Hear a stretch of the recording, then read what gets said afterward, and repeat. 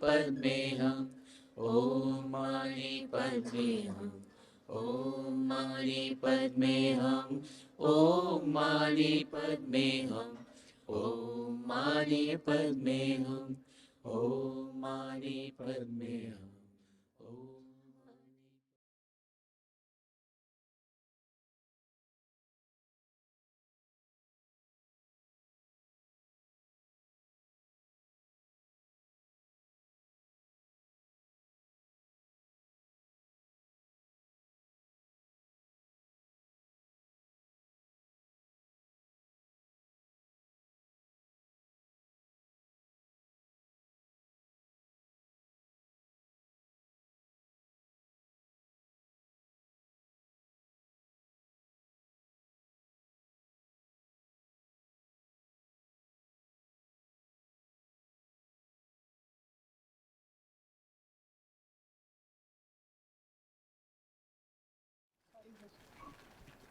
No problem.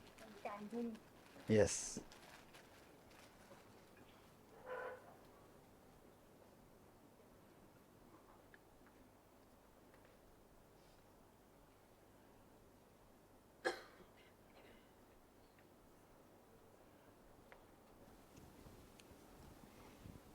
I'll just introduce you.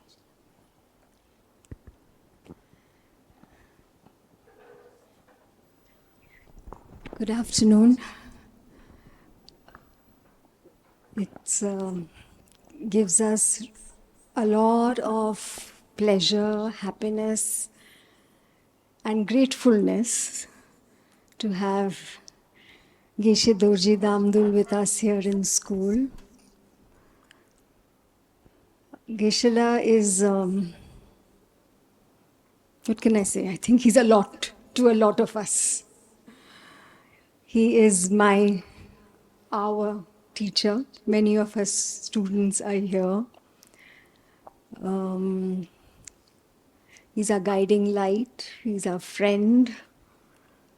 He's a role model for many of us.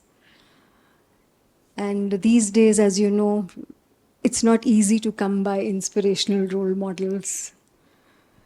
And this morning we had an amazing session with the children, very interactive, very inspiring, lot of questions. And you have a lot to keep up to because the children were very interactive with Geshe. So we'll have to see how interactive all of you are with Geshe. Whether the children go ahead from you or you go ahead of the children. But I want to share a little bit about Geshe. Venerable Geshe Dorji Damdul is the Director of Tibet House, the cultural center of His Holiness the Dalai Lama, and he has been the director since 2011. Geshe served as the interpreter and translator for His Holiness the Dalai Lama within India and abroad. He is one of the chief editors and co-author of scientific, philosophical, Buddhist and secular books with prominent professors in the UK and USA, as well as with His Holiness the Dalai Lama. These books are being used at centers and institutes all over the world to study more thoroughly on Buddhist philosophy, metaphysics, epistemology, and science. He has translated several important Buddhist philosophy texts and has contributed various papers for national and international conferences. Venerable Geshe Dorji Damdul's profound knowledge of science and interactions with world-renowned physicists gave him the unique ability to teach Buddhist philosophy with a modern twist. And many of his non-Tibetan students appreciate that. I think, I don't know about other teachers, but I do know that Geshe has some 4,000 students who are active students studying from him currently. And a lot of, if I may say, that after the unrest which has happened in the world, I think now Geshe has about 1,000 or 1,500 students from Russia who have come to Geshe to learn, to understand, maybe make sense of what they're experiencing. And they are extremely, I would say, diligent, devoted, and they do get a lot of sense of meaning from being students with Geshe Dorji Damdul. And getting Geshe here is indeed a privilege for which I think you need to be thankful to your children, because that is what was the magnet to get Geshe here. So thank you so much for being here, Geshe, and may I please request you to teach. Thank you. Thank you. Thank you, Minodiji. So how many of you are the parents? Raise hands. The parents? Parents meaning parents who came here just for this purpose. Raise hands. Okay, and those, the teachers, the staff here, teacher staff. Okay, thank you. So basically, in fact, this is a great opportunity for me to learn from you, your experiences, that the staff, the teachers, the parents, you actually know your children, know your students, and what difficulties that we have, challenges, and my thoughts I share with you, and then it can be like interactive, and towards the end, also like to leave the slot of time for question answers, and I would be very happy to entertain questions. And the questions may not necessarily any questions.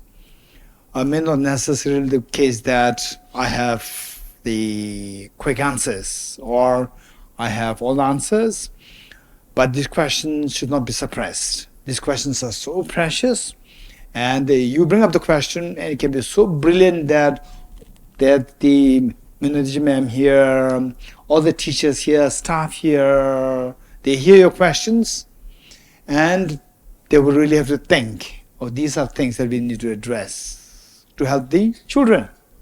So your question should not be suppressed.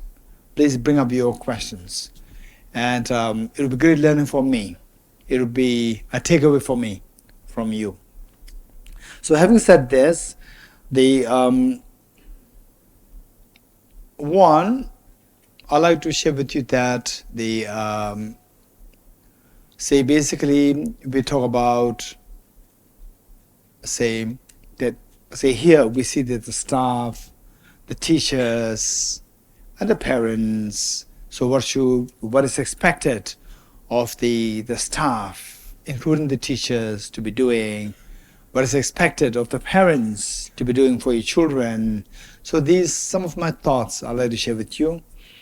And the one thing is that the first, when I was by the way, let me, on top of what Minodiji introduced me, on top of that, just for your more like personal introduction, is that when I was in school meaning that they like these, very active young boys and girls. I was so impressed. Wow. They are like the very matured, no, not this word. In fact, I would say the extremely evolved minds in tiny bodies. That's amazing. I was so impressed. And then I would say that I'm so grateful to this school, that these children, from how they interact with me, I could see that how well designed the school is, not just in terms of physical infrastructure, but in terms of the division of the school. Like how Minodiji was sharing with me, that I asked her, what made you come up with this school? And then the answer came, and this is exactly what I'm expecting. That from this, what she said, and look at the students as the product, I can clearly see that this is an amazing school. And in fact, to be very honest, the staff, including teachers and the parents, I would say that, you can pay money for your children's education, but the place that where you send your children, this is so special. And these children, how much they've learned, they're dealing with people, the fearlessness, confidence, joy, the ease. We cannot buy these. Usually I say that these are things the parents should give. And yet here in this school gives. That's something so unique. Usually I say that the competition skills, A, B, C, D, A for apple, B for ball, and so forth, this is what the school gives. But not that skills, the ease, comfort, joy, the school cannot give. But this school is very different. I can see that this school is giving this, because it's not just one child or two children, but all the children. When I ask, okay, my question, so what's the answer? Everybody raise their hands, right? There's so much of ease. And then I have to tell them, now bring down your hands. So by saying next question, right? When the next question, then before the question asked, you can raise your hands. So they'll put down their hands.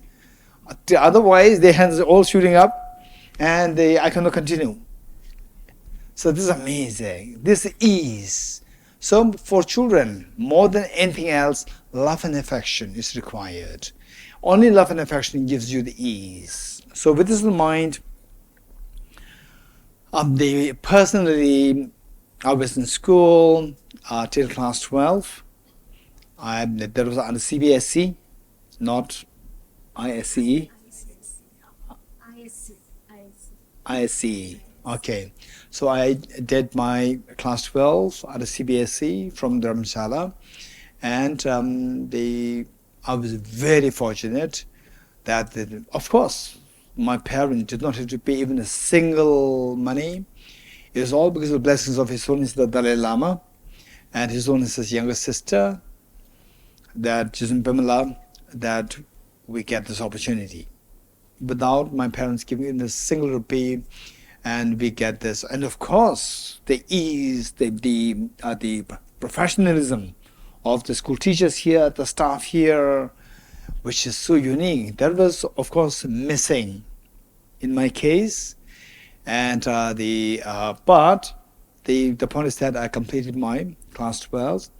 And just for information, that while I was in class 4, 5, 6, I was so fond of mathematics. Then class 8, particularly class 9, physics was introduced as a separate subject, and I learned. I became so fond of physics, and all along class 9, 10, 11, 12, for 4 years, I was thinking of becoming a physicist. And don't ask me why you're a philosopher now, right? It's a long story. Okay, so having said this, I just like to share with you, finally, say what is expected on the part of the staff here, the teachers here, the parents here. What we are expected to do for your children is to bring the children to become somebody who can contribute to the community. Not only to fill the belly, but to really contribute to the community. And community like what? In what capacity?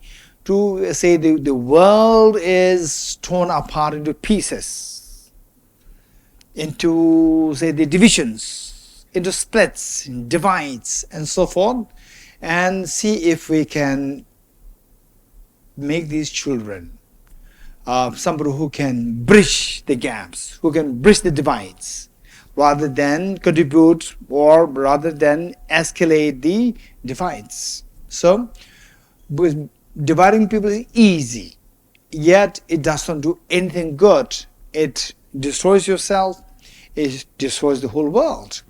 Whereas bridging the world, that requires skills, that requires good heart, that requires knowledge. To destroy, you don't require any knowledge. To say, for example, this beautiful structure is amazing. I was not expecting the school as beautiful as, say from every respect.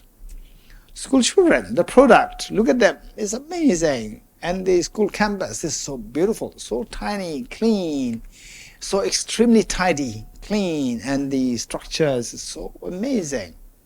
So the point is that look at this. This is something so unique. So the say beautiful structure, for example, like say to destroy the twin towers is very easy, but to build twin towers is very difficult.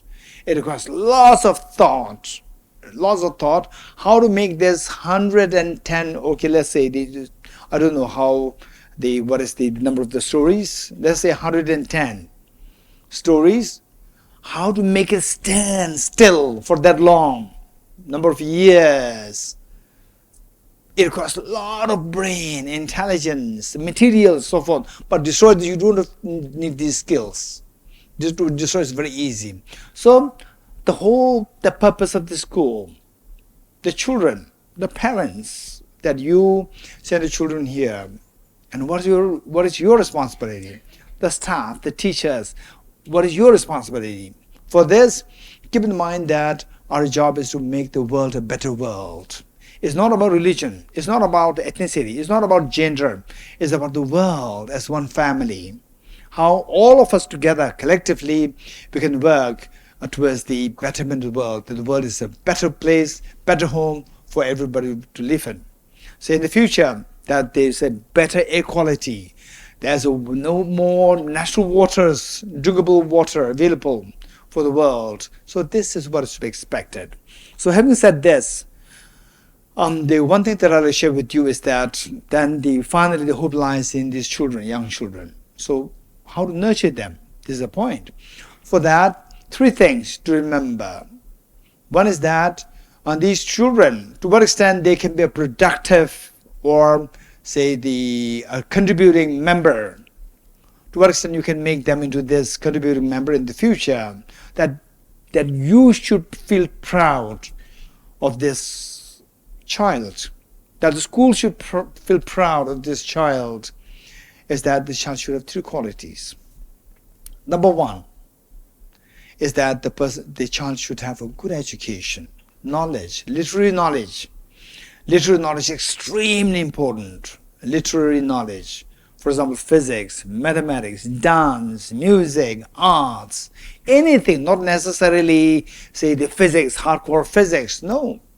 Any knowledge, like beautiful arts, that I was going around the school campus and I saw this beautiful arts done by some of the senior students, like 2020 batch.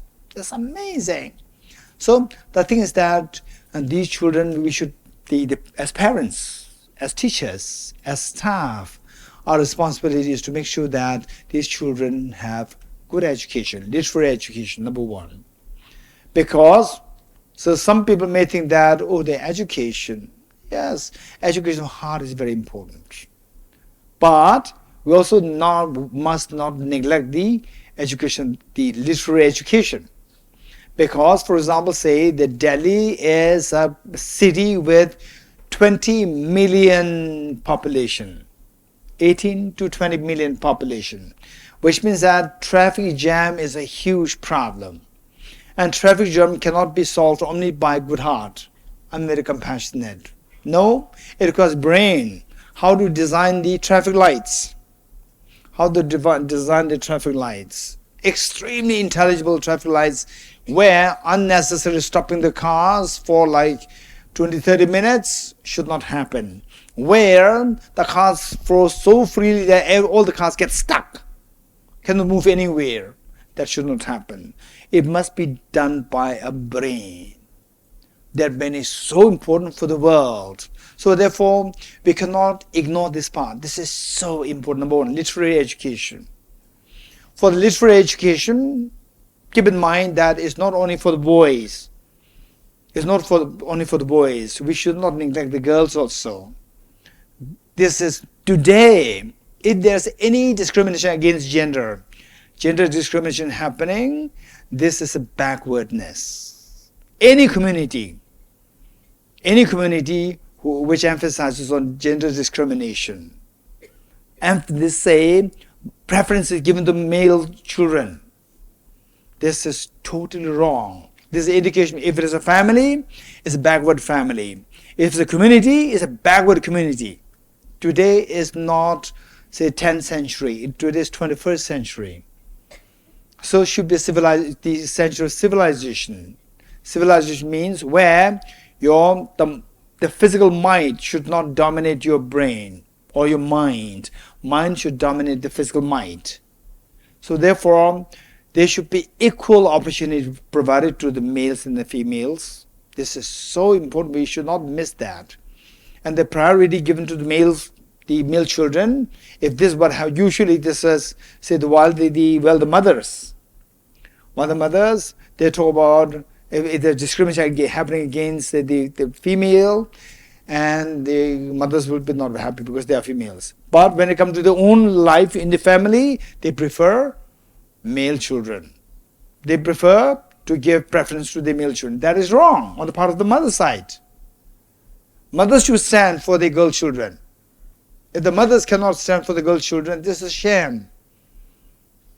In other words, there should be equal, say the equality for the male children and the female children in terms of literary education. So for that, of course, it's not necessary that every child should become a PhD, should become specialized in that, this and so forth, but the parent's mind should be in favor of, or you should be supportive of your children doing more the higher academic the performances. That's so important.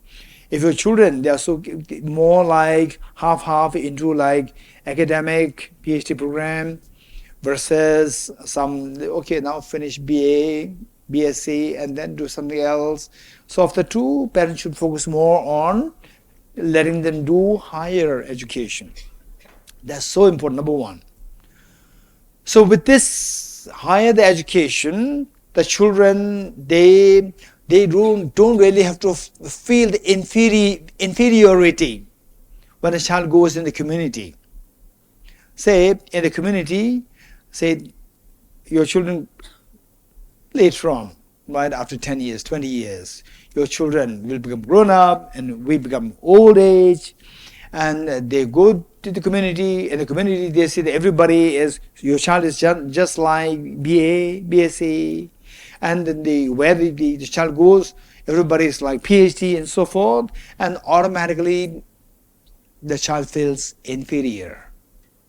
So the parents should think of that long term, not just short term. Long term, think of, okay, so we are always there to support you to do your PhD, the higher the education, we are always there to support you. This should be your spirit. This should be your, say, attitude towards your children, number one. And be it boys and girls, right? It's not that for the boys, but not for the girls. This is totally wrong. So there should be no bias in terms of gender, number one. Number two, integrity. That the parents, the teachers, and all the staff, what is expected to teach their children, to teach their students, is the integrity. This is so important. Same with the knowledge, the child will not feel inferior, number one.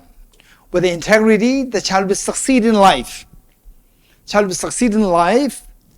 Without the integrity, child will not succeed. So for example, even if I know some of my friends, say like 20 years ago, 30 years ago, to say get into engineering, it's indication of the brain. That you are very smart. And some of them, in terms of literary education, they complete the engineering course in those days, which means that you are extremely smart, but integrity is missing. And because of which, they do not really succeed in life. So, that they end up into drugs, they end up into alcohol, they end up into all forms of scandals. It's because of lack of integrity. Say they make commitments, like even in a business, a small business, big business, whatever. In a business, you make a lot of commitments. I will do this, we'll do this, that, and so forth. Then finally, you don't really care. You don't really put effort to make it happen, which means the integrity is missing. With this, the trust will go away. And your child, just imagine, your child, after 10 years, 20 years, 30 years, they get married and they end up into cheating. This is all because of lack of integrity. And with the cases, for example, like even small cases like cheating, these disrupt the family, disrupt the whole family. And if this is what your child is going to become, how can you expect this child to make your grandchildren, great-grandchildren happy? You are making, in a way, you are not encouraging your child to set a good example to their own children, to their own grandchildren, great-grandchildren, and so forth. This is so important. Number 2 is integrity. And without integrity, the person will never succeed. Without integrity, person cannot succeed. Your life will be miserable. Number 2. Number 3, compassion. Compassion. And that too, I would emphasize on unconditional compassion. Finally, what you want is whether the person is happy or not happy is determined by to what degree of compassion the person leads one's life. If the person leads a very compassionate life, the person is the happiest person. But the compassion is missing. Even in a family, when the compassion is missing, when a child is successful, you are very happy. When a child is not successful, then you say, look at the boy of the other, your neighbor. Look at the girl of the other neighbor, and look at you. This is sheer lacking compassion. So, if this is the case, you cannot be happy. You cannot make your children happy. Children cannot make their own children happy. So, but the compassion is saying, this is a problem. So, your child. So, finally, the point is that we need to make sure that your children, they have these 3 qualities. They learn these 3 qualities. Literary knowledge, integrity, and compassion. And say the literary knowledge, yes, the school is there to help the children. And the parents, you also have the responsibility to make it happen. But if the parents, their education level is, say, just BA, and a child already reaches like, say, the masters or MPhil or PhD, in which case the parents cannot guide the children. And some of the children are extremely bright, and particularly when the children are bright, the parents should be extremely careful. How many agree with me that when the children are so bright, really bright, they ask you a question, and then you cannot give the answer, and then they would just take you for a ride, take you for granted, take you for a ride. Right, meaning that they don't count you as somebody. Raise hands. How many agree with me? Good. So this is where, particularly when the child is very intelligent, and the school tells you that your child is so intelligent, you should be particularly careful. Because when the child is extremely intelligent, the child is not like a bicycle. Riding a bicycle which is more dangerous? Riding a bicycle or riding a rocket? Which is more dangerous? Riding a rocket. With a rocket, even one pebble can explode the rocket. But with a bicycle, one pebble, it will not affect you. Right? It just hits you like this. There's a little pain, finish. But with a rocket, one pebble can explode the rocket. You're getting it? So your child can, particularly those child who are gifted, I would say that the Minadiji ma'am and all the teachers, the staff, right? I would say that you need to identify those children and particularly warn the parents. Your child is exceptionally good. They are like rockets. When the rockets, if you fail to give the proper guidance, right, if you miss direction a little bit, it runs like 2,000 kilometers per hour. Like a little miss, 2,000 kilometers gone. You're getting it? So, where you cannot give a proper guidance, particularly young, very brilliant children, they can go off the track very easily, can become the worst of the people in the world. You're getting it? So this is very dangerous. And the child is very brilliant. If you can channel a child properly, the child can be a genius. So therefore you have a huge responsibility, parents. Yes, the school they takes care of the child, but the parents, you must. Then what should we do in case if you're not as competent as much as your child? What should we do? So there, the solution is not that you need to be as smart as your children.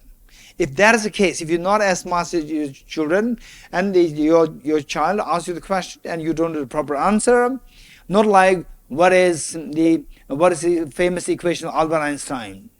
Even if you don't have it, learn from your teachers. It's fine. But about morality, about compassion, about dealing with the community, dealing with other people, and so forth. When very complicated questions come to you, for example, like that what for we came on this planet Earth, right? Why we are created by God, or whether or not there's a God. These questions come to you. You give the simple answers. The child, they feels that your answer is totally inadequate and totally irrational. The child will see that, okay, now my parents, they are there to support me for what? Financially. Otherwise, education-wise, they cannot support me, right? They think it's much lower than my thinking. Then, say, they can go off the track very easily. Your advice will never work. Hey, study. What study? Right? They ask you a question, you don't have the answer. So the point is that under such situation, what should you do? You should make sure that in your family, extended family, amongst your friends, the school time friends, there must be some brilliant people, very educated, very kind-hearted, who really thinks of the world, who are not selfish. You should identify such people. With these, having identified these people, you must somehow relate your children, particularly all the children, not necessarily only the brilliant ones, but the brilliant ones must be done. Make sure that they're connected with these people, and that brilliant ones, they ask the questions, that answers are given by these people. You're getting it? Although the parents, they cannot give the proper answer to a child, but your child still sees that there's somebody who is better than me. Which means that the child will still be in the track, will not go off the track. You're getting it? So, why I'm saying this was that just yesterday, I went to the German embassy school. I went there, and the children, we did 2 sessions, one for smaller children and one for the elder children. Both the classes, the questions, they're coming up, particularly the senior children, meaning class 10, 11, 12. These children, the questions they ask, they are philosophically very complicated questions are being asked. And majority of the people cannot give these answers to these questions. So when that happens, then in their mind, they will see the parents as they cannot, education-wise, they're much lower than me. Then they will not listen to you. And however brilliant they are, you are more experienced in your life. You can offer many things. But to offer these, they should receive them. The receptivity is cut when when they see you as inferior in terms of knowledge, in terms of intelligence. So you must make sure that, because you love your children so much, you want to make sure that your children, they don't suffer in the future. So for that matter, you must somehow connect them with the people who you know, who you trust, as somebody who is very loving, caring, knowledgeable, experienced, and respected. You must connect your children with these people. That is so important. That is so important. Okay, so that is, see, we see that is about the, say, the knowledge, literary knowledge, then the integrity. The parents should set good examples, integrity. Then number 3, compassion. Where a child has these two, they say the two facets of life, of the successful life: literary knowledge, high level; integrity, high level. And then when the compassion is there, the person will be respected by everybody. And of course, as parents, as school, the staff, teachers, you should be feeling so proud that this child, the product of this school, a child who I taught, or my son, my daughter, is being respected now everywhere in the world. You're getting it? So that the child can really become the pride of you. And this is what you want your child to become. That child should have an extremely respectable, the happy, a meaningful life. So for this we require these 3 qualities. And then more precisely for the teachers, what I would suggest is that, say, a school is a temple of generosity. School is a temple of generosity. And generosity doesn't mean generosity in terms of material resources. Generosity, there are four kinds.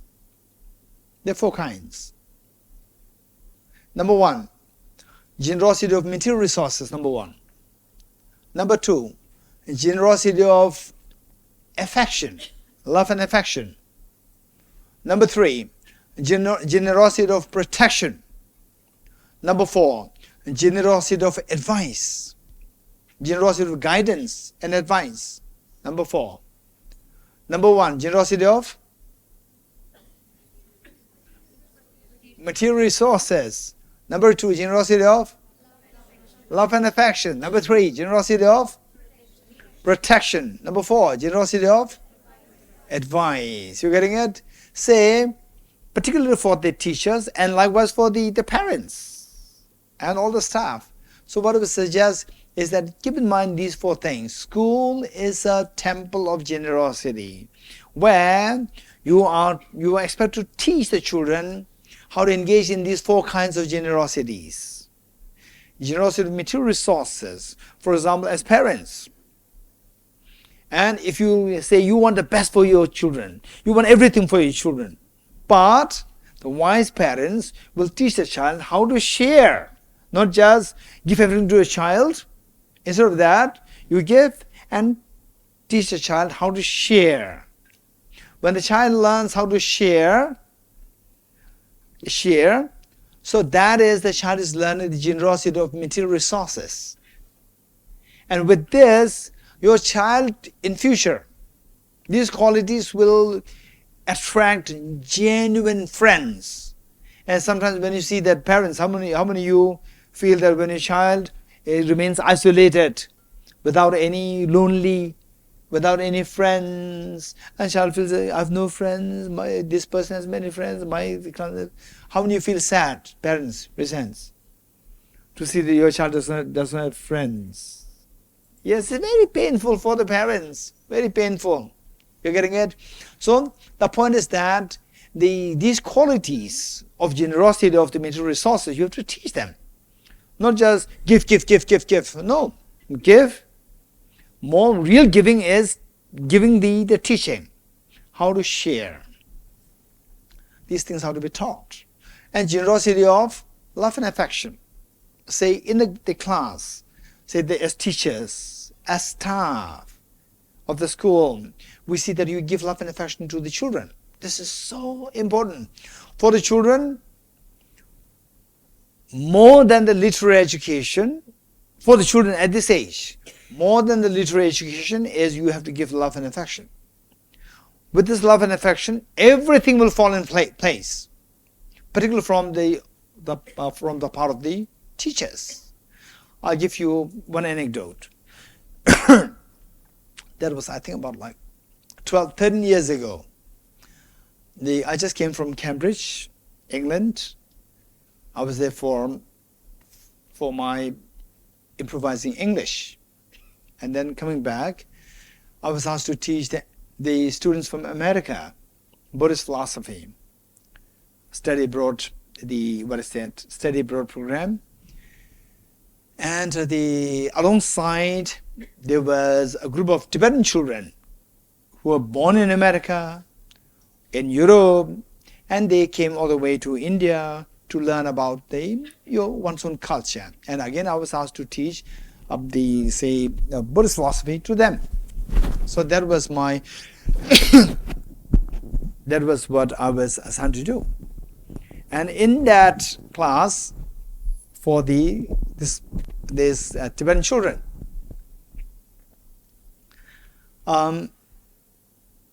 it was there. I think that was the first year or the second year. I think the second year. The first year was okay. Second year, it was a huge group, and I divided them into two on the basis of the age, younger ones and the elder ones. Younger ones from age 6 through to age 13, and so this group, and unlike, I know of course here I can see the children how they deal with the visitors, outsiders. There's so much confidence, ease, happiness, joy. There's something so unique of this school. I really appreciate it. And so those students, those children from America, Tibetan children from America, their attitude was slightly different from the Tibetan children in India. Slightly different. Their mindset is slightly different. How they were brought up is different. And there was one boy. So what I'm saying, why I'm sharing this is related to the need for the teachers, a need for the staff, and of course the parents. You give love and affection. The love and affection, generosity, love and affection, that is the priority. So in this junior section, particularly there was one student, one boy, very naughty boy, extremely naughty boy. And I'm sure you also have faced the same thing, the teachers here. And I asked them to write something, and this boy was chilling out at the back row, backbencher. Not at all writing anything. Everybody was busy writing, and this boy was just chilling out. So I cannot go directly. If I go directly, then he said that, what is this? He would say, he may complain that the teacher is being very rude to me. So what I did, the first row, second row, third row, then he knows that is coming to me. So I got to him. I said, are you not writing anything? What did he say? He said, sir, I lost my pen. Then usually I carry extra pens in my bag. So I start to put my hand in my bag, and the girl who was sitting before this boy, the boys' row, this girl was the best student in this batch. This girl, sensing, I don't know how she saw, she must have looked at it. I didn't know, I didn't notice it. What she said was, sir, he was telling lies. He has a pen in his bag. Okay, now to all the teachers, particularly to the teachers, what should I do? Right? Say, if I continue to take my pen from the bag, give it to the boy, I'm disregarding the information given by the girl. And what the girl said is very true. 100% is true. If I put my hand in his bag, no doubt the pen will come out of his bag. 100%. Or I should listen to the girl and put my hand in his bag and take out his pen and said that you're telling lies. Get out of my class. I will report you to the principal. Although there's no principal here. Right? So I'll report you to the principal. Up to you. Right? Up to you. This is in my hand. So what should I do? This question. So what I did was that my mind worked so fast. between the boy and this girl. And this boy is the most mischievous boy, mischievous student in this batch, and this girl is the best student in this batch. So, children, for the young children, little children, for them more than the literary education is the love and affection. They need love and affection more. And this little girl, who is the best student in this batch, she gets the maximum love and affection from everybody. Because she's so good. Everybody shows affection, appreciation. But this boy, being so mischievous, he's not getting any love and affection from the school. So what I did was that I ignored what the girl said. Because even if I do, the girl may feel a little hurt, a little sad that I'm supporting the teacher, but the teacher did not listen to me, right? But she is not deprived of love and affection. She gets love and affection from everywhere. But this boy is not getting any love and affection. So what I did was that I continued to put my hand in my bag and took out a pen and gave it to him. And he was reluctantly scribbling something. The next day, again I was teaching, and these children from age 6 to the age 13, the attention span of the children, the children of this age, 10-15 minutes, then finish, their attention is gone. So after this, if I say that, oh, your attention span is so short, they'll be so happy. Then the remaining time they will freely, be naughty. So I pretend as though like I'm expecting you to pay attention to me for 1 hour, because your class is for 1 hour. And then after 15 minutes, the attention is gone.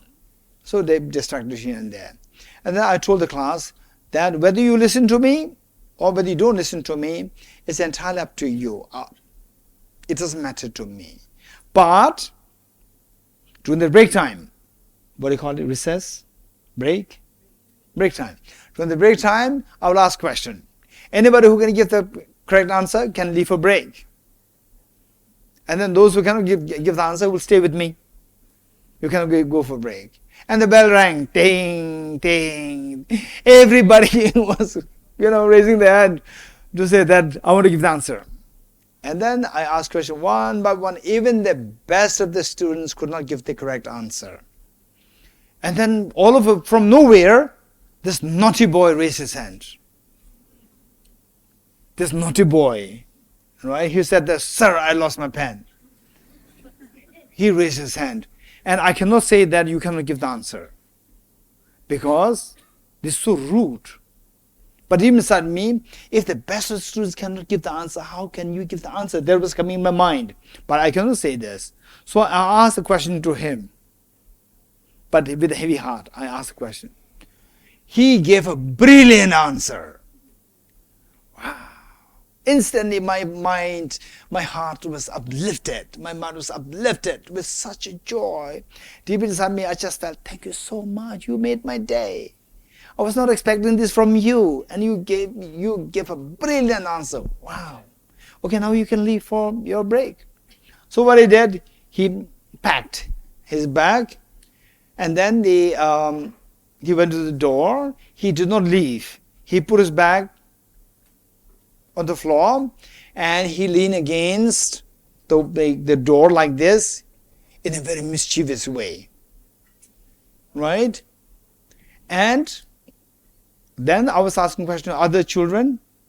Other children, they give only half answers, and the remaining half answer which they cannot give comes from the door. That naughty boy, give an answer. All correct answers. Wow, that's amazing. And to your surprise, I didn't notice that. Only when I saw that he gave the correct answer, then I noticed that he was not in the back bench. He was in the first row. Overnight change. This is a message to the teachers. Overnight change. If I ask the boy, hey, come to the first row, don't be a backbencher, don't chill out, he will not do it. I did not ask him to come in the front row. He did it on his own. I did not ask him to listen to him. He listened to me on his own. What brought the change? Tell me. Anyone? Because you have shown the interest in him. I've shown the interest to him, compassion. Anyone else? That I respected him. I give the respect to him. You're getting it? Even though you are telling lies to me, but I'm respecting you. Right? You need love and affection. I'm giving you that. Don't worry. Right? Don't worry. Be happy. So he could feel that. When you feel somebody's affection, when you feel somebody's respect given to you, and very high level respect. Very high. In what way high level? Because the girl who was otherwise respected by everybody as the best of the students of this batch, he was respected more than the respect given to this girl. Right? The teacher did not listen to her, but trusted her, trusted his words, took his words more seriously. So he felt this, and that brought a change within. Change from outside is very superficial change. Change from within is the real change. So change from within will take place only when the child loves you. When the child feels your respect given to him or her. And when the child really feels your affection. So that is the time the real transformation takes place. So this is one thing. Then I also like to share with you another anecdote where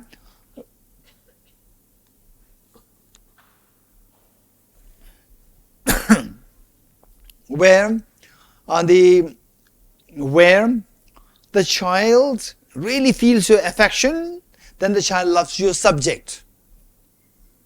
Find the teachers want their students to be good in their studies, in their own subject, right? And with other subjects, of course, my subject must. Right? So, one of my nephews, for him, study means like punishment. You hear the word, somebody says, hey, study means I will put you to punishment. Right? He just hates the word studies. But he is so fond of mathematics. You know why? Because the maths teacher was the only teacher who continues to shower love and affection to him.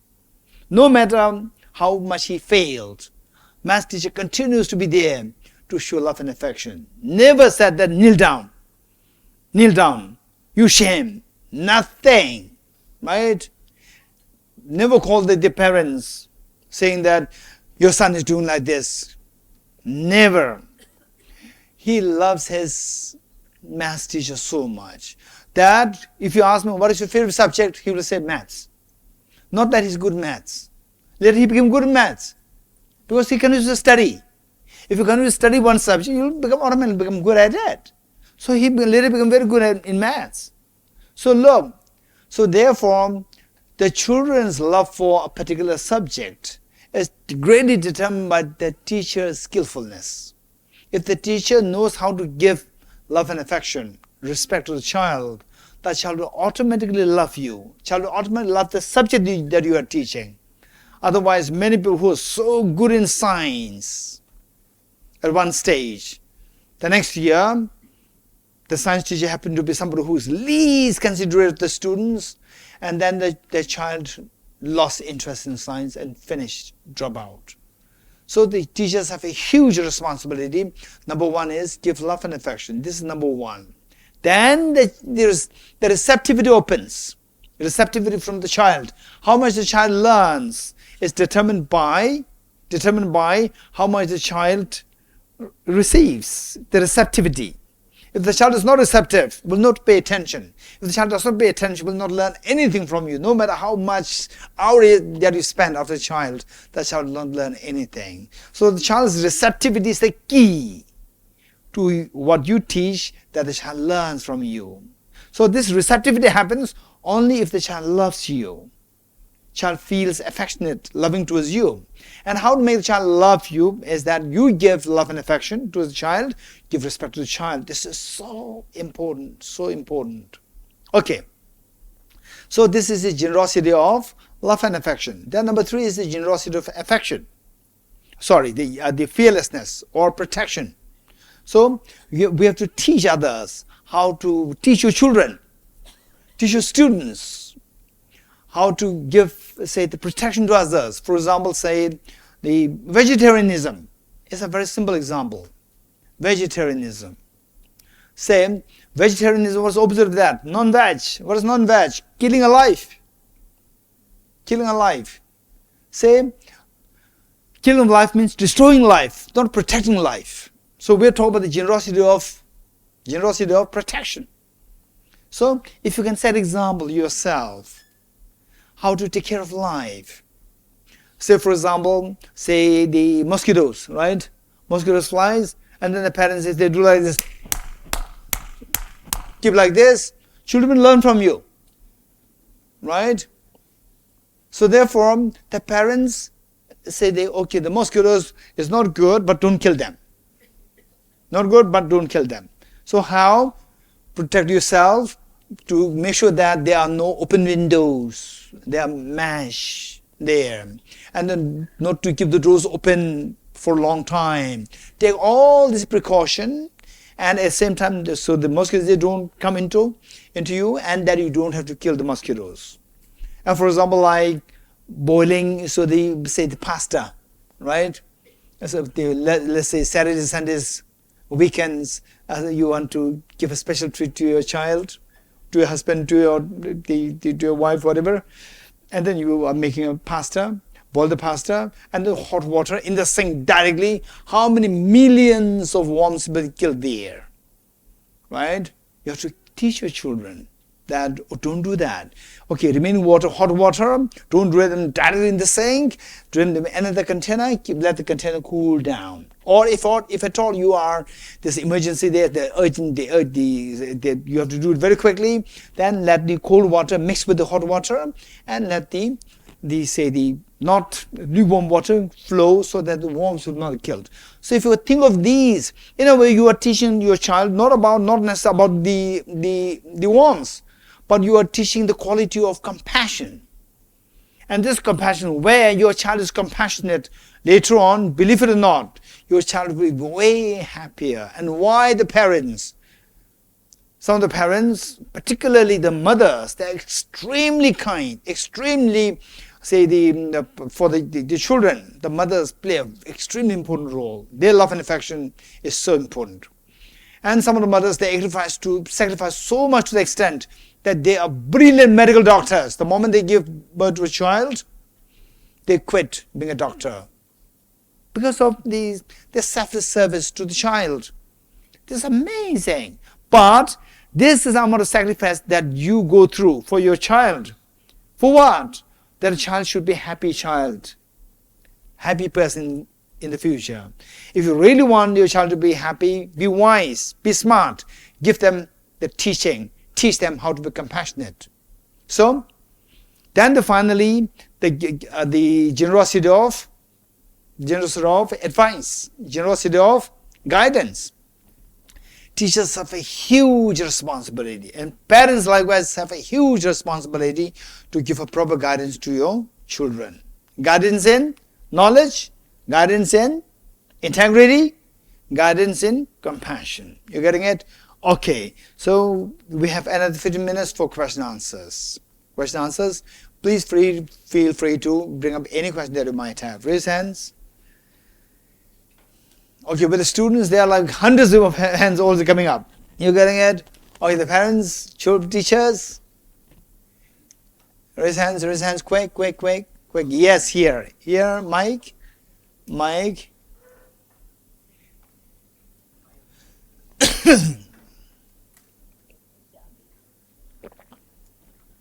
And also identify yourself whether you are a parent or parent, not a student, not a teacher, or teacher and parent both. Hi everyone, I am a parent, and my question in the context of the gifted child that you spoke about. So I have a very practical doubt here. The inferiority that the gifted child may feel towards the parent I feel can also happen with their fellow mates. So the path of a gifted child is very different in terms of intellect and social bondings, and sometimes how they see or interpret the world or what they want to do can be very different goals from their peers. So my question is, what kind of qualities can help a gifted child honor their giftedness and uniqueness in the world, and at the same time not feel lonely as well in the long This run? is a very big question. Big question, practical question. Thank you. Say sometimes if you're too good, you can be so lonely, because other children, they see that other children, they also have to live in competition. Other children, every children is struggling in their own ways to survival of the fittest. It's not me saying, Charles Darwin said it. Survival of the fittest. They should prove themselves to be fit to survive. Right? With the parents, they don't have to prove. Parents will prove that we are there to take care of you. But amongst the children, they have to really struggle. Survival of the fittest. So in that competition, in that sense, there's some form of competition is happening. And I was also a student, right? I was also a small child. I went through that. So much of competition is happening in the school. Explicitly, implicitly, directly, indirectly, right? Spoken, unspoken, all these things are happening. So because of which, say what should be done? Therefore, somebody who is a brilliant counselor, not just a counselor where you pay money, right? Say somebody in your family, or say from your school days, college days, your own classmates, college mates who are really compassionate, brilliant, and you can seek their help. You have to seek their help. And these people also should have a sense of public relation, good public relationship, meaning that they should have this sense of very cordial interactive skills. The point is that this child, and you should create awareness in the child that the fact that you feel lonely is because that you sense that people, your classmates, your other children, they are isolating you. That isolation is happening not because that you are inferior, because that you are, it's an implicit way of indicating that you are special, you are very good. Okay, what happened was that this is what you should be able to convey this to the child and not exaggerate. Convey that that the child should be convinced. Sometimes the mothers, right? Mothers, I learned that once when I was giving teaching in a particular context. Suddenly, one gentleman who was attending the teaching raised his hand and said, "Geshe, can I interrupt you for 1 minute?" I said, "Yes." And he said that there's a saying that in this world, how true is that? Many parents are here. In this world, there is one most beautiful baby, and all the mothers have it. How true is that? Very true, right? When I was little, meaning that when I was age 5, 6, 7, I was just wondering. When I look at the other babies, I was also very small. I was just 5 years old. But when I look at the other babies, like 1 year, 2 years old, I can see everything is just the same. I cannot see any difference. I was just wondering, if all the people together, how the mothers can identify, right? They maybe pick up the wrong baby, right? But it never happened. It never happened. It was just like a big confusion question in my mind. How do the mothers identify? Because your baby stands out very different with glowing. There's radiance in your babies, right? All the babies so dull. Your baby is something very standing out with a glow, right? Okay, so the point is that it's so important for us that if you are somebody extremely good in your studies as parents, good in studies, in school, college and so forth, this should not be a major problem. But if you're not so good at it and your child is really good at it, it's so important to be connected with there's somebody who is really respected for the literary knowledge, very experienced, compassionate, right? Okay, so why I'm saying this was that when I was in class 11, particularly when I was in class 9, from class 9, say my academic performance started to be shining, meaning that it was just the being so good. And then when in class 11, I became the hostel, we call it, monitor, representative of the boys hostel. And then my long-time friends since class 4, 5, 6, 7, 8, 9, 10, long-time friends, they started to go on their own by themselves, and I was left alone. In a way, like another way of ostracizing me. And I started, that was when I was in class 11, not a small boy. And I started to feel so lonely. I went to my teacher. Luckily, my teacher, he happened to be a psychologist, a philosopher, and a brilliant, the counselor. I reported this problem to him, and he said that, Dorji, don't feel sad. You should feel proud of yourself. I said, what is there to be proud of? I'm so lonely, right? Everybody's ostracizing me. Right? Even my long-term friends, they also started to go on their own. And he said that, listen, now is the age of puberty. So where they want to drink, they want to smoke, they want to do all nasty things, and they know that you will not do that. They know that if you continue to be part of them, then they will get into trouble that they cannot do that. So that in order that they can do that, they deliberately try to go away from you. Not because that you're bad. To tell you that you will not do that, in a way, is a big compliment to you. Wow, that's amazing. It's a very different way of looking at it. From the next day onwards, I felt so happy that I'm by myself. You're getting it? There's no loneliness.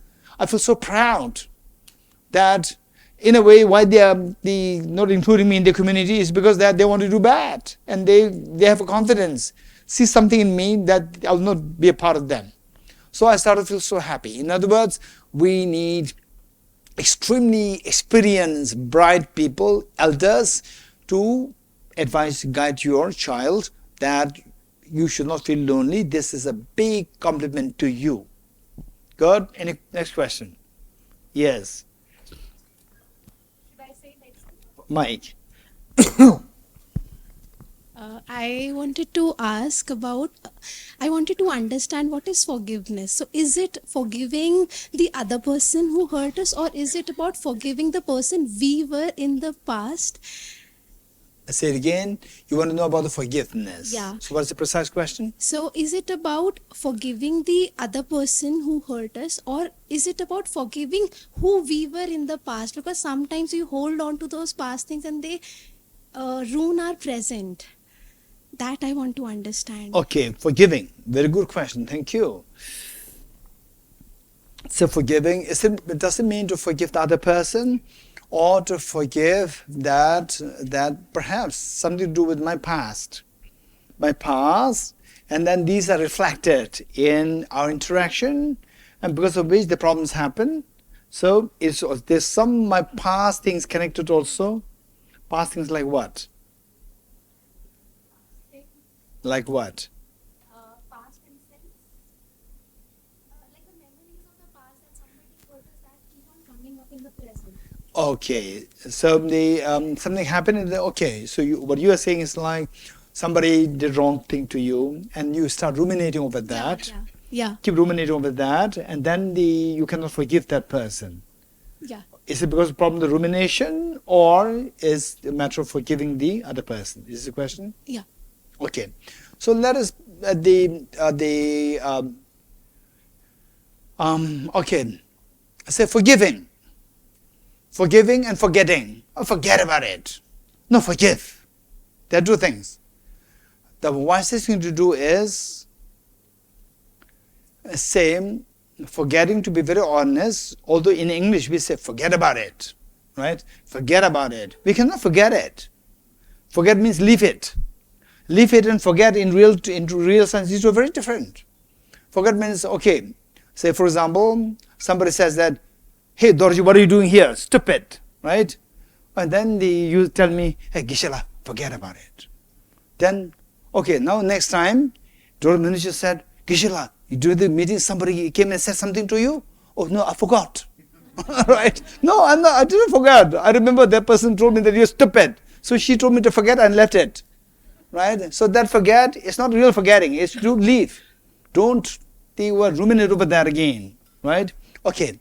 So basically the thing is that, say if you really want to solve the problems,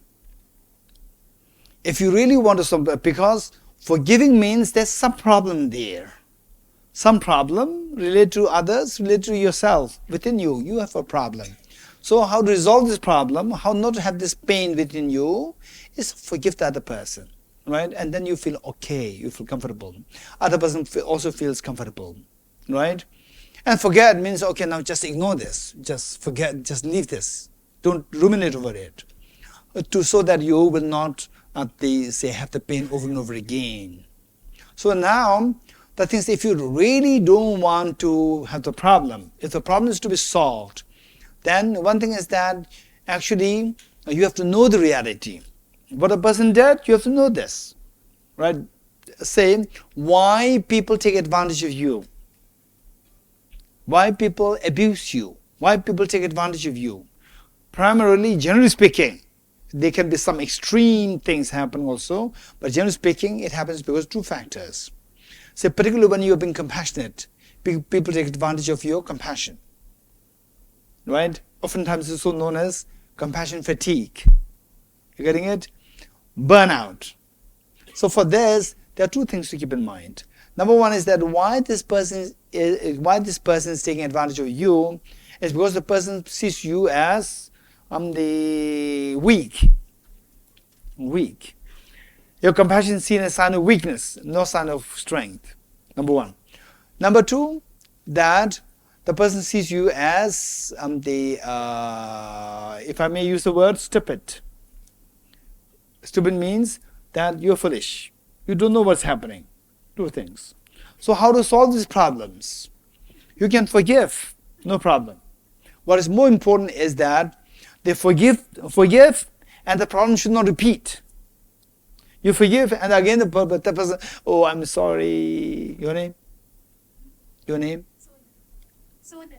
Sonit.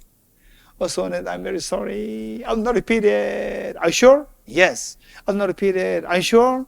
Okay. If you're sure, okay, now I forgive you. Again, the person repeated. Right? Again, I'm very sorry. I'll not repeat it. So, finally, what you want is you want to make sure that this mistake is not repeated, or the problem is not repeated. So, because the person sees that your compassion, you said, I forgive you, is not seen as your wise decision, is seen as your weakness, as your softness. So, you have to send a message to counteract these two misinformation from the other side, that you're weak and that you're stupid, that you're foolish. So, to send a message to the other person that I'm not stupid, I know what is going around, right? You keep a distance. Keeping distance means I know what you're doing. Keeping distance. And then that I'm not weak. Say, when you beat a dog, what will the dog do? Dog will run away. When the dog is cornered, what will the dog do? Dog will attack you. So, the dog attacking you is a sign of weakness. It's not a sign of strength. Because the dog is scared of you. Now that I don't have any place to run, now he will beat me even more. So the best thing is attack. So anger is a sign of weakness, it's not a sign of strength. Husbands, if you show anger towards your wife, the wives, if you show anger towards your husband, this is a sign of your weakness, it's not a sign of your strength. What's the real sign of strength? Because what is sign of strength and what is sign of weakness? Sign of weakness is what everybody can easily do. You're getting it? Sign of strength is basically everybody cannot easily do. That is a strength. Anger is something which anybody can easily do. Yes? If you agree, you say yes. Sometimes you may not be able to express it. Other person is so dominating that you cannot express it. Deep inside you are very angry. Right? Anger everybody can show. But controlling your anger is something not everybody can do. That requires a lot of strength. Anybody who can manage the anger, this is strength. Expressing anger is a sign of weakness. Don't forget it. So with this in mind, when they say to tell the other person, I'm not weak, I'm strong, is that while keeping distance, you don't lose your face. When you don't, change your face when you see the person, that the expression of anger comes out. No. Control the anger, your facial expression will be very normal, right? And the other person, keeping the distance, the other person knows that you know the situation. By now, she will be very angry towards me. But instead of anger, you show very normal face. The other person will be amazed. Wow, this is amazing. I cannot do that. So this girl is very strong. She is very strong, which nobody can display this quality. She displays this quality. So that way, that any time, every dog has a day. Yes, every dog has a day. So one day is going to be your day, that the person will think that now it is her day, she can dominate over me, right? And then instead of taking advantage of that day, you just don't take advantage, stay there, calm. And when the other person is in need of your help, jump to help, and again keep a distance. Usually when you go to give the help, other person thinks that you're weak. It's not taking a sign of your strength or compassion, but taking that as a sign of weakness. But instead you keep a distance, which means that you are strong, because somebody person A harming person B cannot show compassion. If you do that, it's a very strong person. And keeping distance means you know what's happening. So you send two messages, that I know what you're doing, I'm not stupid, and then I'm strong. I can control my emotion. By sending these two messages, person will surrender to you. You're getting it? Surrender to you, and you don't. So this is the best way of forgiving. Forgive means that you have no problem. Okay, don't worry, be at ease. I'm also at ease. This is the best way of forgiving. Good? Next question. Over there.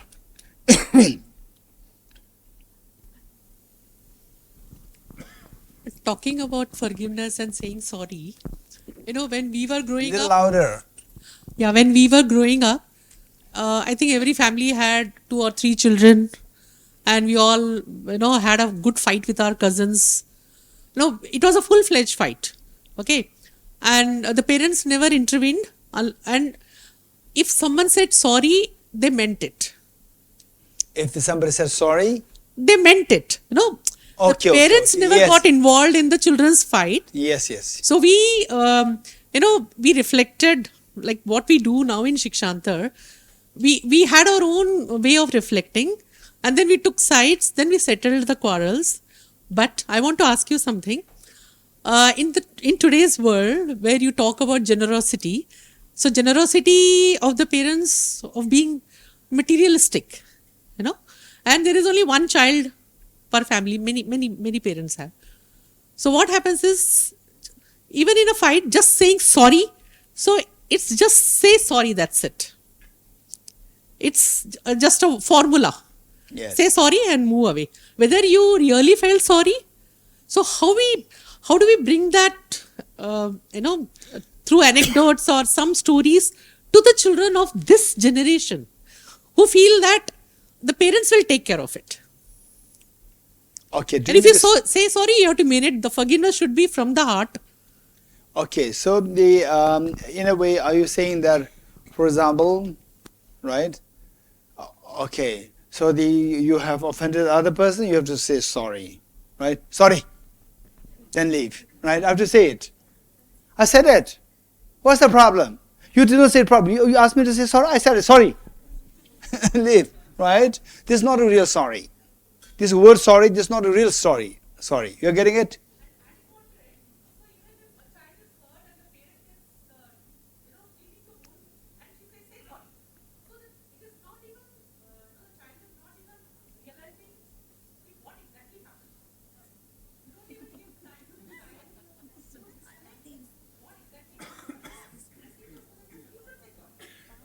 sorry to you. They say, if they're sorry to somebody else, then you will not feel hurt, you know. When you are hurt, then you say sorry to me.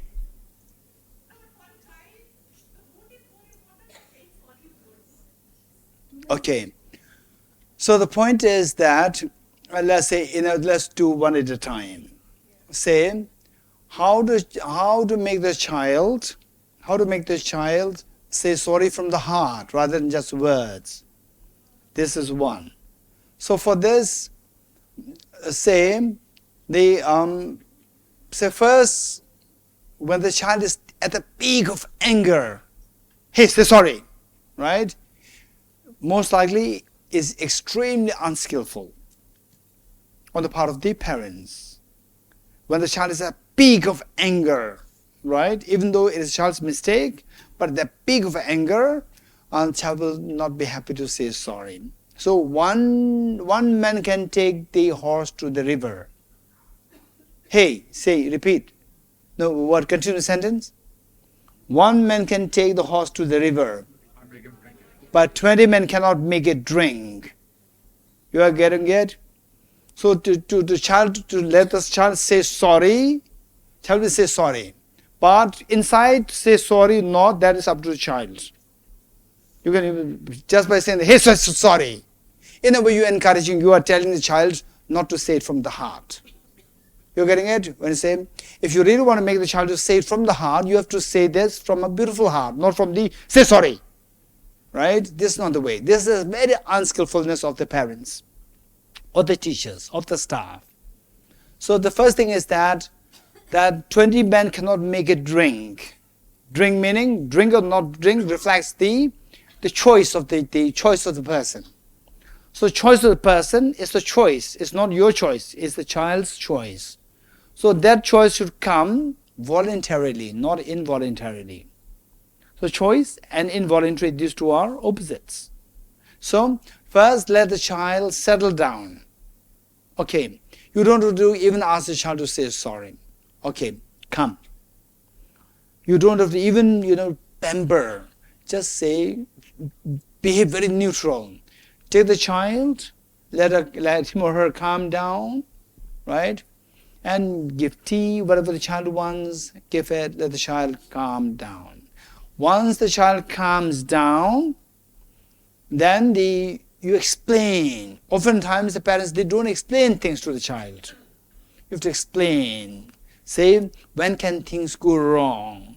The parents love you so much. I, as a parent, love you so much. I want the best for you. But when I'm here, it's fine. But when I'm away, you can end up into so much problems. This happens to everywhere in the world. Explain this so well. Explain this well. And then the best way how to solve these problems can happen.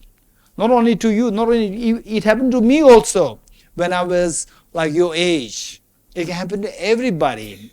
So when these things happen, it can go bad and it can be removed, depending on how you deal with this. If you say sorry to the other person may not easily accept it, but your job is done, and you will mentally feel happy. And if the other person accepts it, two of you can become the best of the friends also, right? You try to convince, explain to the children.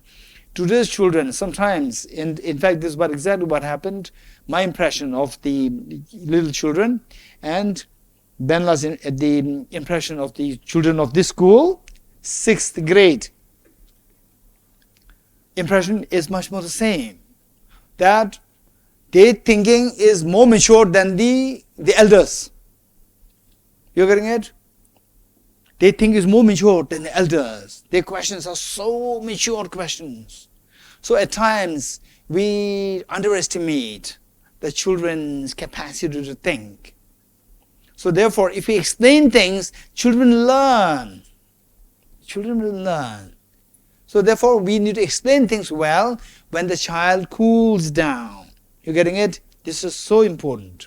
When the child cools down, then you explain the importance of they asking for the apology, sorry, and then the say the forgiveness and so forth, then the child will understand it. So this is how the child learns. This is what I'm saying when I say that the parents have a huge responsibility to teach the literary knowledge, integrity, and compassion. So this part, to say sorry, is a part of the compassion practice. And compassion, skillful compassion, not the compassion which will lead you to compassion fatigue.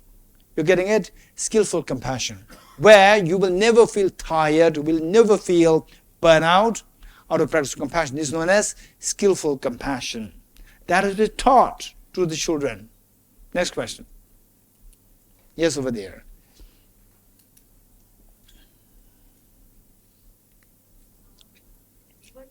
Introduce yourself as school teachers, parents. Yeah, we were talking about compassion and making a distance. School teacher. Sorry.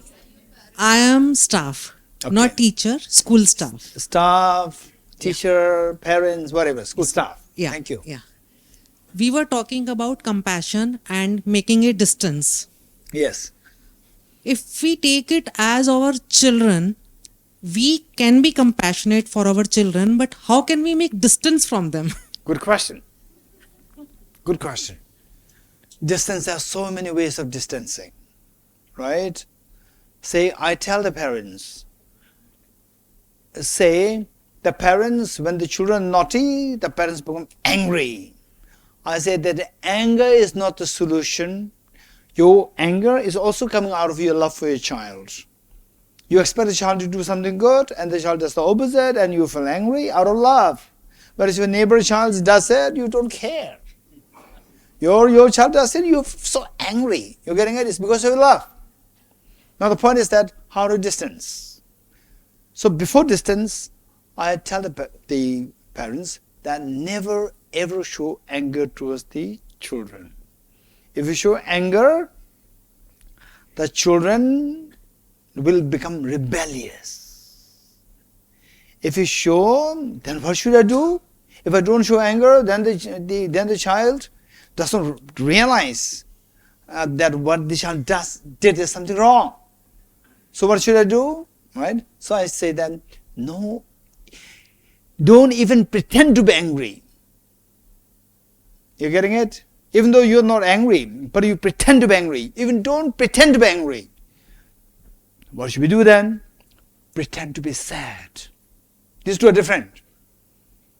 Pretend to be sad and pretend to be angry, these are different. Angry means that I want to push you. Sad does not push you. You're getting it? So when you show anger or they pretend to be angry, the child feels that the mother is pushing him away. Right? Pushing away means you don't love me. You don't love me, so why should I love you? You're getting it? Whereas if you feel sad, I love you so much and you're doing what is not expected. So I feel sad. Sad means that I love you and yet I'm in pain. The one who loves you is in pain now. And child also loves you so much. I feel sorry. You're getting it? When you say, you are so naughty boy, that child will never say, I'm very sorry. No? You're getting it? Right? Most likely will leave. Whereas if you say, I'm very sad, right? You pretend it's all very sad, like this, right? Mom, where is my socks? Where is my pen? Where is my book? You remain very sad like this. And what happened to my mom? Right? And the mom is in like this. Mom, what happened? Mom, tell me what happened. And never mind, don't worry, it's okay. Tell me what happened. Now look, the child is becoming more and more considerate for you. Tell me what happened, Mom. I told you, don't worry, it's okay. Again, going down, right? And then tell me, I'm feeling sad now. Why sad, Mom? Because I don't expect you to do this. Now you do this. No, I'm not angry. I'm very sad. Mom, I'm very sorry. I'll not do it again. That's coming from the heart. That's coming from the heart. You're getting it? These are the skills you have to learn. Good.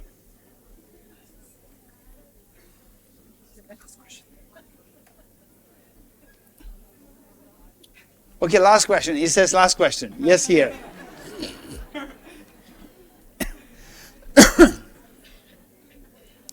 First, the staff, teacher, I'm a parent. parent. Yes.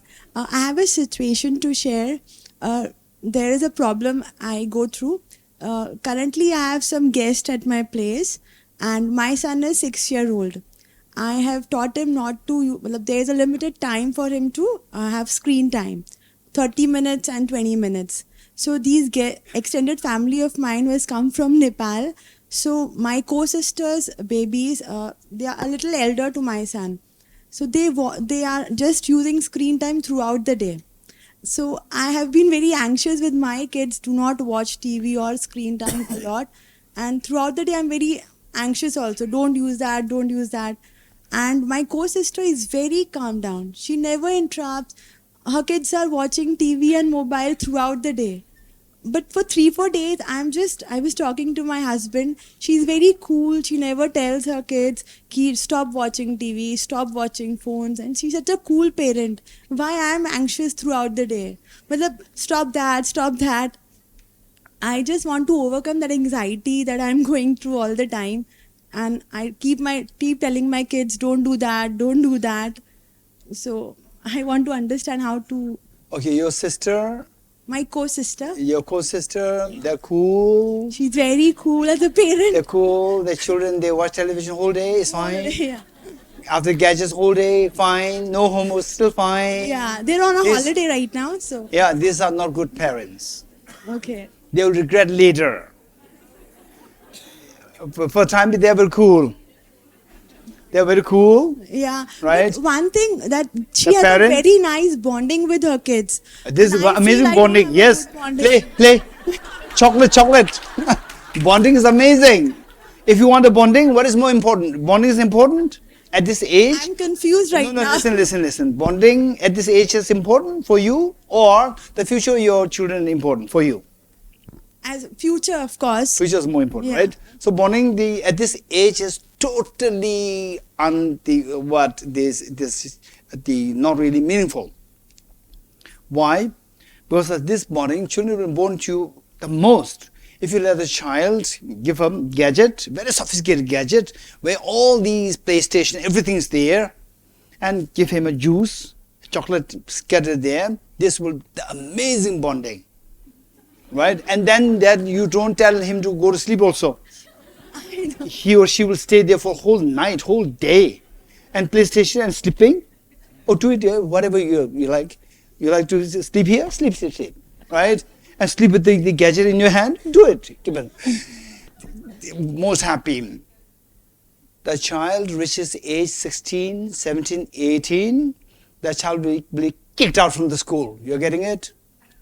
At that point, they will curse you, right? It's because of mother who never taught me how to stay away from the gadgets that now I'm kicked out from the school. You're getting it? This is a curse. This is not a bonding. So now what do? Is that they say you envy your the co-sisters? No, I You don't, don't envy. I'm confused because No, her you kids are appreciate also, envy. No, I do not appreciate, sir. Then My question you're is that- confused. Yes, because Confused between? her kids are very they listen to their mom as well. My kids don't, because Yeah. they feel mama keeps on poking us, don't watch this, don't do this. And my kids are small, so I'm really confused why they are sharing such a lovely bond, and my kids are just like, mama aa gayi, okay, I have to switch So what off do they the TV, do? I have to do that. Your co-sisters' children, they play the games for 10 minutes and then go to do books? No, half an hour maybe or 1 hour maybe they are Be watching very honest. TV. Half an hour or 3 hours? Since morning he has been watching TV. When This is my what I'm son saying, was not in half the an hour, school. right? Yeah. This is not half an hour. Yeah, more than 2. This is what I'm saying. We're getting it? You want your child to be doing like this? No, it's no, very not easy. at all. If But I you- want a good bonding with my kids. I'm not Okay, good. able to do that. If you want good bonding, you not only want good bonding plus good future for the child. Yes. You want both. Yes, right? of course. Okay, if you want both, you have to make first the future. Future is more important than the bonding. You're getting it? Okay. First future, then future taking care of, then the bonding. Right? First the future. For the future, make sure that the child plays for 10-20 minutes. And then, and say they do studies, and then go out playing cricket or whatever. Not just game. It will fill up your brain with the garbage. It will make the body muscles so weak that later on when the boy or girl grow older, right, particularly the boys, they'll become round, like me. You're getting it? It's not good. So that if you let them go, just take away the gadgets, let them play football, basketball, volleyball, cricket, whatever, and run. Very important. Meanwhile, don't compromise with their studies, number one. Now you want bonding, right? Bonding, don't be a helicopter mother. Hey, you are not doing this, not doing this, not doing this. Don't talk too much. Don't talk too much. Don't give too much instructions. Don't be like the army's captain. You're getting it? Don't talk too much. You just give the instructions. Hold the instruction. Okay, this day you will have from this time to this time, this time to this time, this time to this time. This is your time. This is your study time. This is time. This is what I'm expecting you to do. Right? Once in a while, you just go there. Don't say, my son or daughter. Both. Right? Both. Hey, what is that? My beta, my Betty. Right? My Betty. Study. Now time for study. No, wait for 5 minutes. What? Wait for 5 minutes? Study. Right? Right? It'll never work. It'll never work. You're getting it? Now I told you that you have given you the timetable. So right from the beginning, when you give the timetable, tell the child, are you happy with this timetable? Right? Give freedom to the child. It's actually not freedom. It's a smart way. Give you the impression that you're giving freedom. Actually not giving freedom. Right? Now you tell me, are you happy with this timetable? You have this slot of time for your games. This lot of time for your, the watching television. And this is, are you happy? If you're not happy, tell me now. You cannot tell me later. Right? And the child will not think too much in the future. Right? This game there, right? Okay. Now you said, okay, we'll follow this. Right? So then I'll not come after you. You are already, of age. You're already 6 years old, 7 years old. So this is what is expected. So this timetable, I'll put it up there. You watch it and follow this. And then you don't just go every day, every minute, what are you doing, what are you doing, what are you doing? Then you are in a way making them immune to your words. They become immune to your words, then no matter how much you shout, it will not have any effect on them. So once in a while, go there. When you go there, beta, Betty, not in this tone. The tone should be very different. When you go there, the child will sense that now it is that I am not following this timetable. You're getting it? You go there, okay, beta, what happened to the timetable? Very stern. Right? I expect you to study now. Go study. Stay there. Then the child, go study, good. You leave. Not too many words. Sometimes the mothers, there are too many words, least effective, too many words. So therefore, this is how we should manage. And gradually, the child will sense that when the mother comes means that I'm not following the timetable. You're getting it? Or the mother will come, she will say, this is her job. To keep saying, pep, pep, pep, pep, pep, this is her job, And my job not to listen to her, right? So that should not happen. So these are skills. And then during holiday, make it holiday. For them, beta, Betty, hug, whatever, do that. Right? Bonding will be amazing. Thank you, Dhanji. Good. Okay, thank you, Minodiji. Thank you so much. And the Isar, I can see that your involvement is amazing. And all the team all the team, staff, teachers, and all the parents. They thank you so much for the joy to be with all of you. Yeah, thank you.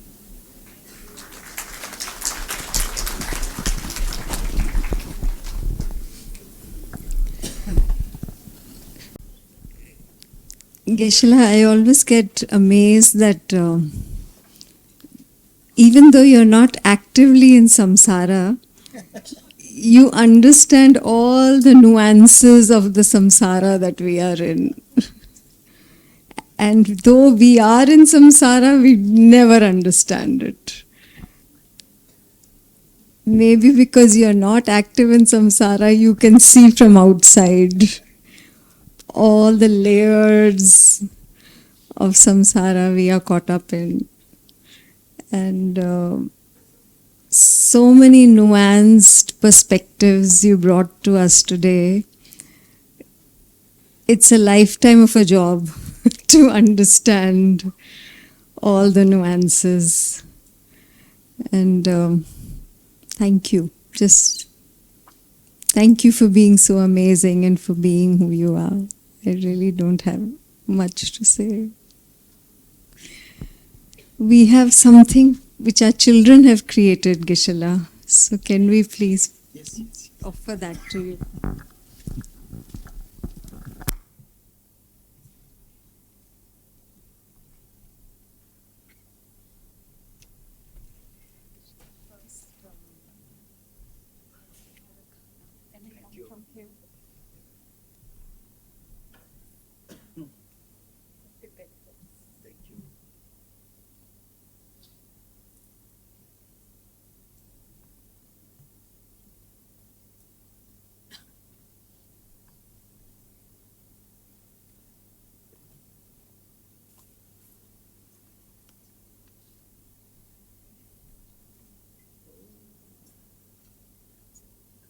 The children made.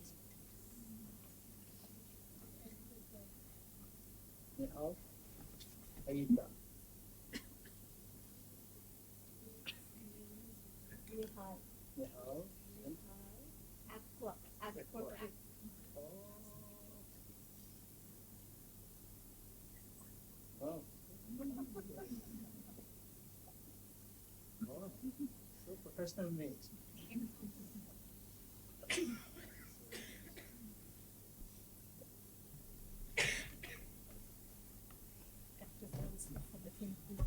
Oh, this is a Stand. stand for this.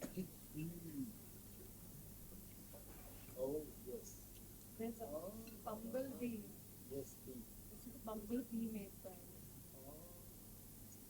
Thank you. Thank you so much. Okay. and something for Pinky Flower.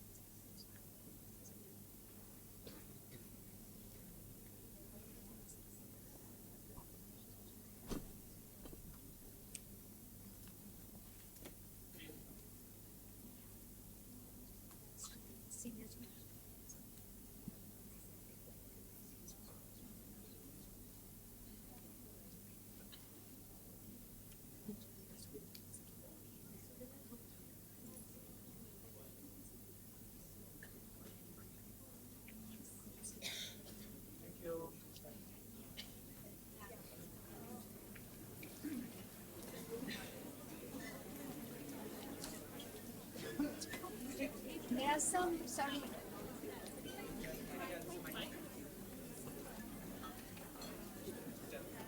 Just a minute, if I can have your attention. Geshe has got us some brochures from the Tibet House, and I will place it here.